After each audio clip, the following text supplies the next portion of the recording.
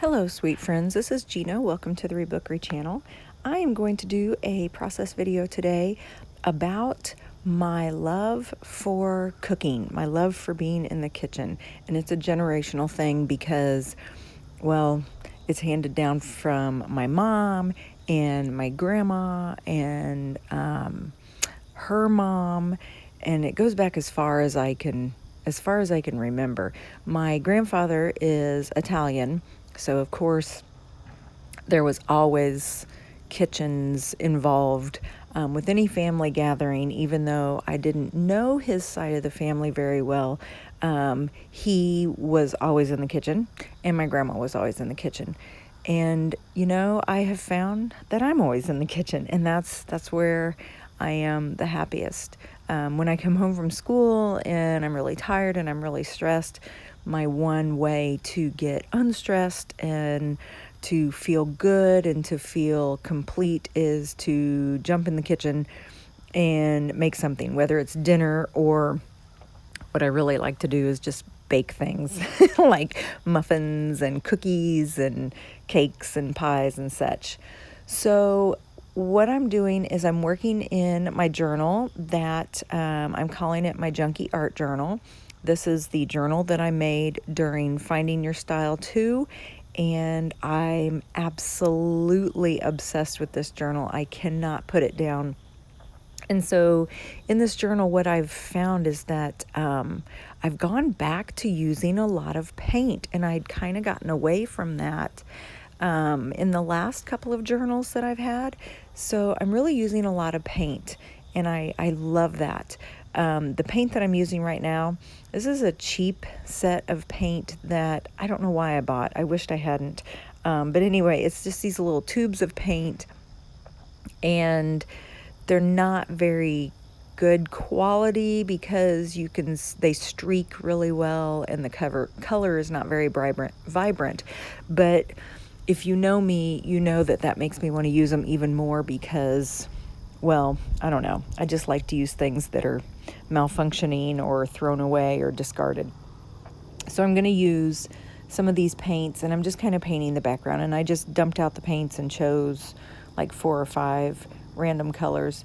And I'm just kind of slapping the paint down. I can't remember if I gessoed this paper before I did this or not. But it's just junk paper that was in my journal. I think the left-hand side is the back of a blank paper. I don't think I've done any journaling on that other side, but on the right-hand side, I do think there is a journal spread. I think it's the one about the turtles. So there is stuff on this right-hand side on the back of it, and it did not bleed through at all, so I must have gessoed that side, I guess. So anyway, I'm just playing around with paint. Don't really know exactly what I want to do yet, and I just know that I want to document food and my love for baking. So playing around, adding some dots, just pulling out some paints that I haven't seen in a while, cleaning my brush off on the other page. And I think on the other page, down at the bottom on that left-hand side, there is a pocket. When I put the journal together, I think I used some scrap paper and I made a pocket on the left-hand side. So that's going to actually remain open. I don't think in this journal spread I put anything in that pocket. So just kind of going around with some yellow paint now and just, using my fingers. Those seem to be the best tools whenever I'm just playing around with paint. I just really love to finger paint. It just gives me a more organic, and I don't want to use that word incorrectly, but just gives me this feel of it's not as precise as with a brush. It's just kind of I'm slapping it on, and whatever happens with my fingers in the paint is okay. I'm also using some scraps left over from some old art projects, or the paper. I think this wrapping paper here was actually my underneath paper from some old art projects, and so it's got a lot of paint splotches and ink, and I think it even had some tape on it, and I'm just going to use those. And I just am doing some little decorative things up there at the top, and I'm using white Elmer's glue to glue it on.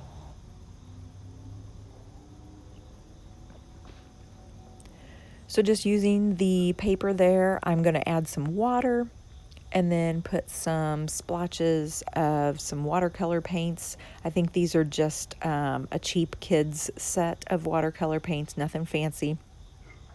And I realize now what that paper is. The paper on the left-hand side, that's some of that letterhead paper that I have. I put it in all of my journals, but I really love the way it takes liquid like ink, and it takes water, and it takes watercolor. It just has a really cool feel to it. And I think in another video I said it's almost like parchment paper, the way that it feels. So now I've got some photos, and here's where I start to have a big hiccup in my creating. The two photos that I chose, I pulled out of a box of photos that my mom gave me, and it's of like my great grandparents or my great aunt. And I'm trying to figure out who's in those pictures, because I just have this thing about, I don't like to have pictures of people I don't know in my journals for whatever reason. And I know a lot of people use pictures, old pictures and stuff, and I think that's awesome. And they do some really great things with them. But for me, I just don't like to have pictures of people I don't know in my journals. There's just something about it. I don't know. I just can't do it.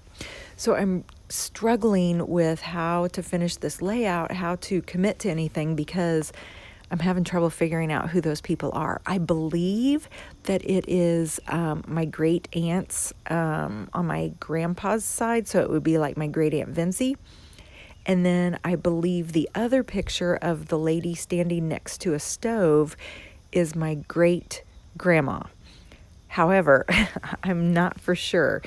So it takes me a while, and I'm really struggling as I'm painting and doing all this stuff, because there's just something that will not let me put those photos down. Finally, I get over this, and I'm like, it has to be them, because I don't know why else I would have the pictures. I don't have pictures of people I don't know. So I end up and I finally put them down. But as I put the pictures down, what I realize is in the background of the one photo of the lady standing there, there is a super cool stove. I love it. It actually reminds me of the stove of my grandparents. And it was an over-under stove where you have like an oven, and then you have a range, and then up top you actually have another oven. And it was just super cool, like from the 1960s, 1970s. And so I'm like, okay, I'm dedicated to these photos. I'm going to use them. But I wanted to add another piece of paper in here. I wanted to extend this layout a little bit, because I'm actually going to go into me and how I am in the kitchen now. So I needed to add another piece of paper. So that's where I pulled in a piece of this recipe book that's got beautiful illustrations. Actually, it's beautiful pictures. And so I'm adding that in. I'm just going to use some washi tape, and actually I'm going to use some masking tape, because I really want this to hold up in this journal. And so I'm tipping that in, and then just kind of finding some old artwork that I don't necessarily like, and I'm going to see if I can reuse any of it. So this piece, I don't know, it's from many, many years ago, and I'm just, I don't like it. I don't like the masking or the tape that I have on there. I don't like the colors. I don't like the things that I used. So I'm pulling the bits off that I actually do like, and I'm going to use those. By the end of this whole journal spread, there's really nothing left of that piece of paper, which makes me happy, because that means I didn't throw very much of it away. So kind of mimicking that whole the loop-de-loo kind of thing that I did at the top. I'm going to do that same thing by using, and I believe this is some old scrapbook border, probably from, it looks like Sassafras Lass, which was one of my absolute favorite scrapbooking supply companies. They had the coolest paper, and so I think that stuff that I'm using at the top there. I think that it came from Sassafras Lass. So I'm using 4 whole pages for this journal spread because on the first 2, the one where there's the pocket and the one where I'm going to glue the older photos, that's where I'm going to talk about like my grandparents and just how they loved being in the kitchen. And then on the right hand side, I'm going to talk about how I started my love of being in the kitchen. And I'm going to actually use that security envelope as a cool little pocket. And I make a little like a booklet out of some recipe cards, and I'm going to tuck that in there with a story about how I started out in the kitchen when I first got married. So this video though is going to be dedicated to the side with my great grandma and I believe my great aunts. That's what I'm going with. I'm saying that those photos are those people, so I hope I don't find out differently. But as I'm doing this, I started digging around through some scrapbook papers that I have, and I have a little stack of kitchen themed ones, and I found the coolest paper. So first I found this one that has like all these old recipe cards, images, and I thought one of them would be really cool because it says like something like grandma's or grandma's recipe, and so I'm going to use that. And then I'm going to use I have just scads of scrapbooking. I think these were basic gray, but they're alphabets. And so I'm going to use those because there's so much going on in this layout. I figured I probably better have letters to spell out my title that you could read because there's going to be so much other things, so many other things going on. I needed something a little bit neater for the title and stuff. And my title is going to be just like them.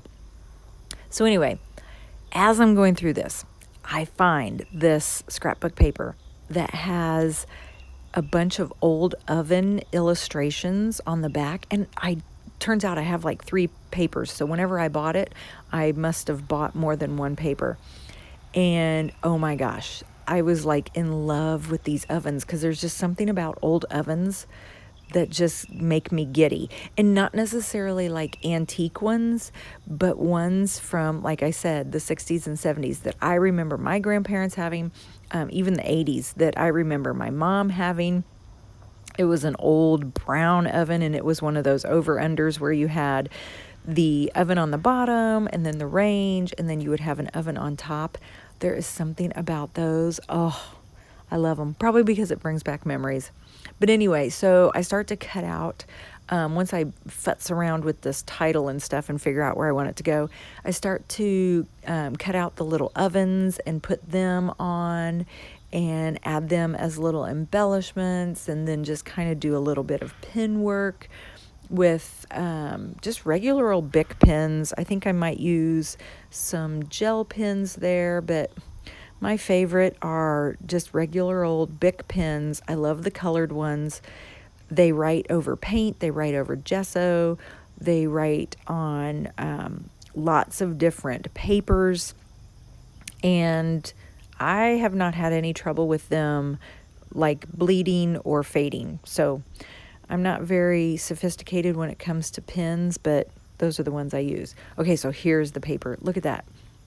Isn't that awesome? Look at those little ovens. I probably need to find out who the manufacturer of this paper is so I can tell you guys. I will do that, and when I put this video up, I will put in the description where this paper came from. But those ovens, and then the color. Those are so cool. So I cut them out, and I actually use them on this part of the layout.